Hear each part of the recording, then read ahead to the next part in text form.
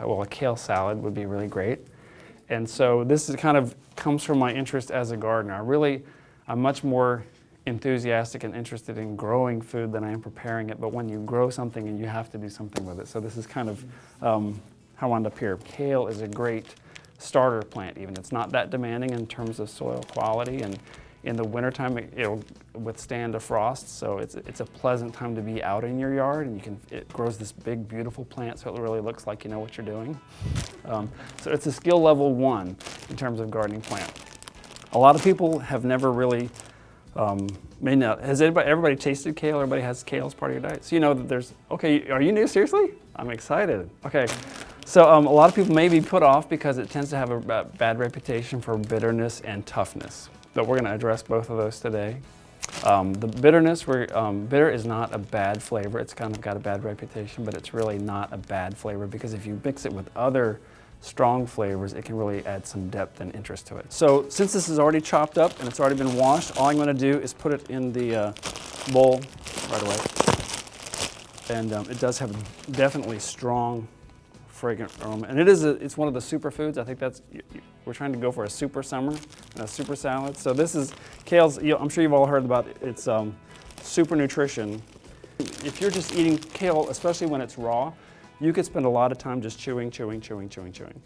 And we're gonna, if you're making this for guests, we're gonna save them some of that effort. We just kind of give it a massage. I'm gonna sprinkle just a little bit of salt, but if we massage that, we can really get that to break down. We're breaking all those cell walls. I'm gonna put some pecans in the salad. This is one of those flavors that's going to help counteract that bitterness. Well, I'm just gonna break some of these up and then put them in the toaster oven and roast them up. Chop up an apple. This is a really bright flavor that's like on the other end of the spectrum.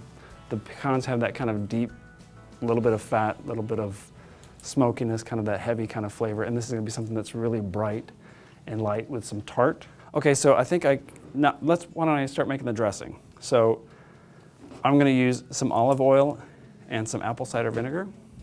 And of these two flavors, you can guess that this is a lot more powerful in terms of flavor than this is. So if you just think about, for when you're making this at home, I don't want to tell you specific measurements, but if you think of half to a whole, if you're going to use half a cup of this, use a whole cup of this. So it doesn't take a lot of vinegar to brighten up the olive oil. So I think I will do maybe half of this measurement. So that was the apple cider, and then a full one of the olive oil. I mean, obviously, oil and vinegar is basis of a lot of dressings, but this is going to be a honey mustard dressing, and I love honey mustard anything. So I got some of the Grey Poupon for that kind of a punch, and then not quite as much honey. Whisk this together. Break that mustard up in there. So I'm gonna drop these apples in, and then I also brought some craisins. You guys craisin fans? I do have some goat cheese. Lastly, I'll put in the dressing. You can always add more dressing. You can't add less. So go easy on it. But if you want to taste, come up and get a plate.